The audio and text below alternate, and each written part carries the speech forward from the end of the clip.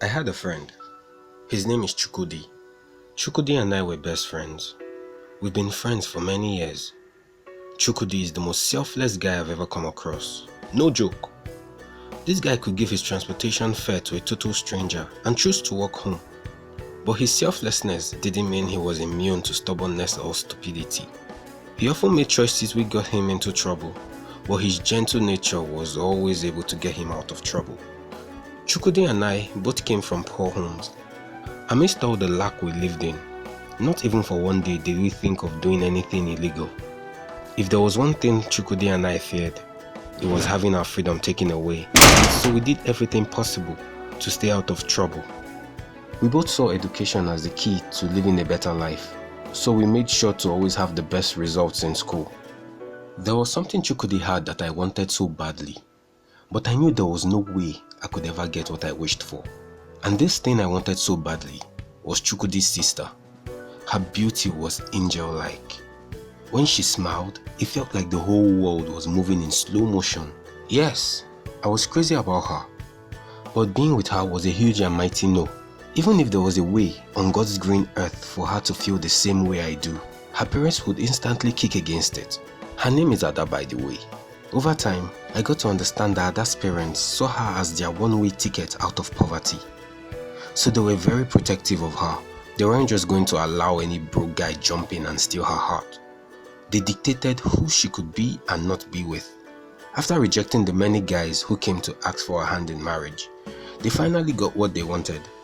To cut the long story short, Ada got married to a very wealthy guy. As in, this guy had money. The type of money I could only see in my dreams. I often wondered how he made his money, but I couldn't just figure it out. For some reason, he preferred giving money to people over teaching them how to make money. I found this to be totally weird. Even when Chukudi asked him about his business, he couldn't say anything concrete. He just kept beating around the bush. But when Chukudi asked his in-law for money, he was quick to give it to him.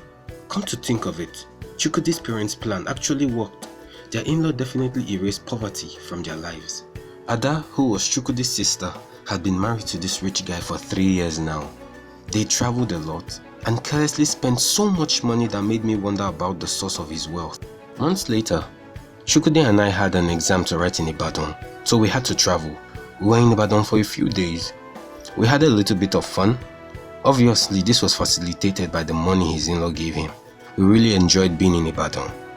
While we were there, Chukudi's in-law had a habit of calling him several times, always wanting to find out his whereabouts. I found this to be very disturbing, but Chukudi felt his in-law was just looking out for him because he had never been to Ibadan before. Anytime he called, he would tell Chukudi to stay away from banks in Ibadan because they weren't safe. I guess that's why his in-law gave him a lot of cash to last him a long time. I needed to transfer money to someone, but the transaction failed, so I had to go to the bank the next day. I asked Chukudi to come with me, but he was reluctant to. But eventually, he agreed to come with me. At the bank, I filled the form I was given and waited to submit it. All of a sudden, we heard a loud noise, boom, followed by a series of gunshots. Before we could make a move, the robbers were already in the bank. They asked us to kneel down, which we did. I began to plot our escape because I had no idea how things were going to turn out. These bank robbers weren't joking at all. They meant business. It was obvious that this wasn't their first time of doing something like this. Every move the robbers made was well thought out and planned.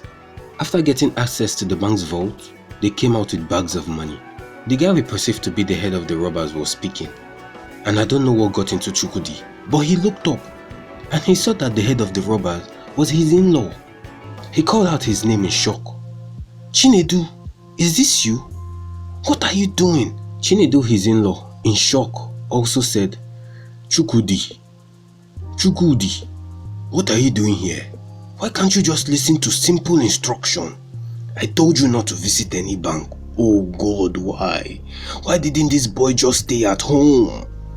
In the blink of an eye, his in-law pulled out a gun and said, Chukudi, I'm sorry, it wasn't meant to be this way.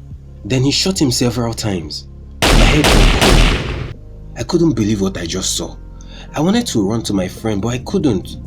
I knew that his in-law would kill me if he felt I knew Chukudi. So I stayed there and watch my friend bleed out. It's a really sad story. Come to think of it, Chukwudi's parents' plan actually worked. Ada's husband erased poverty from their lives and also erased their only son in the process.